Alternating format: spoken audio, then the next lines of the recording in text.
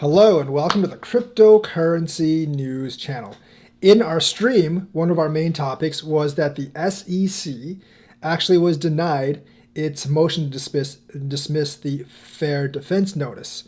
However, on the other flip side, today we also got Judge Torres saying that Brad Garlinghouse and Chris Larson, the Ripple CEOs, were also denied in their motion to dismiss the SEC lawsuit against them. So that will actually go on. This is from You Today. So we have good and bad. It's mostly good because I think the fair defense thing was definitely a lot more important than this for crypto investors anyway. So judge denies Ripple executives' motions to dismiss SEC lawsuit. In a blow to the defendants, the court has denied Brad Garlinghouse and Chris Larson's twin motions to dismiss the SEC lawsuit. And Nissa Torres, a judge for the U.S. District Court of Southern District Court of New York, has denied the Ripple CEO Brad Garlinghouse and co-founder Chris Larson twin motions to dismiss the lawsuit that was brought against them by the U.S. Securities SEC in December 2020. So remember, the SEC sued the two executives as well as Ripple itself. The motions were filed by the two top Ripple executives last April. So they've been trying to get this thrown out for about a year now. The court finds the agency has plausibly alleged, which means they have plausible cause, that Garlinghouse and Larson recklessly disregarded the facts that allegedly made Ripple XRP amount to be unregistered sale of securities. So this does not prove them guilty. It just says the case can move on, and they failed to actually dismiss it. The SEC has also plausibly shown that individual defendants were made domestic offers of the token. Moreover, the court rejected the claim that their sales were predominantly foreign. So the court has rejected that the affirmation that they mostly sold to foreign investors, and they did sell to U.S. investors. In addition, the judge also denied the SEC's motion to strike Ripple make it or break it fair notice clause. So the judge has been denying things on both sides. As reported, the SEC filed the motion last April and later added several letters of supplemental authority in order to bolster it. So the Brad Garlinghouse and Chris Larson are still on the hot seat, but Ripple might actually have the fair notice defense against the SEC.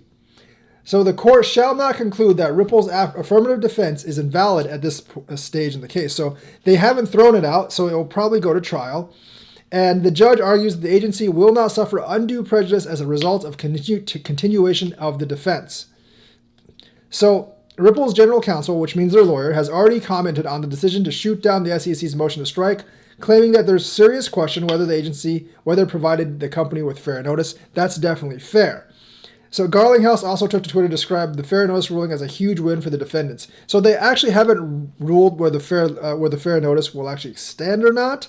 However, they didn't strike it down. But there is a blow to both Brad Garlinghouse and Chris Larson themselves that they actually sold unregistered securities. So I don't really know how this actually affects the other case. My guess is if they determine on the other case that there was a fair notice defense, I guess Ripple, the company, can do well, but Garlinghouse and Larson might still be on the hot seat, or could they just rule on it together? So we're not really sure, but it's weird that I think they just didn't want to dismiss either case altogether. So they are going to consider the fair defense case, but they also said that the SEC actually made plausible allegations that Chris Larson and Brad Garlinghouse did sell illegal securities. But if they did sell illegal securities, that means Ripple in itself also sold illegal securities. So it's a bit of a mess right now.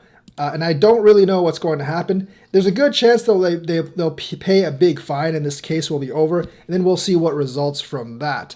I think overall today, it's still a win for Ripple because, like I said, the fair defense is actually more important than Garlinghouse and Larson themselves, but they are not off the hook as some people actually would have hoped. So the case is actually still going on. I don't really see it settling. In fact, a Ripple spokesperson actually denied that it was going to settle very soon. Maybe they're lying to us, maybe they're just hiding it, but it looks like there was a ruling for both sides on this one that favors the SEC, one that favors Ripple. So I do think this case is going to drag on at least until towards the end of this year, and we are probably barreling towards trial. And that's what a lot of ex-officials have actually said. that this is probably going to barrel towards trial, and they don't see a resolution in the next couple of months. So that's the news for today. Let me know what you think. Like and subscribe. Hit that bell notifications button. Thank you and have a nice day.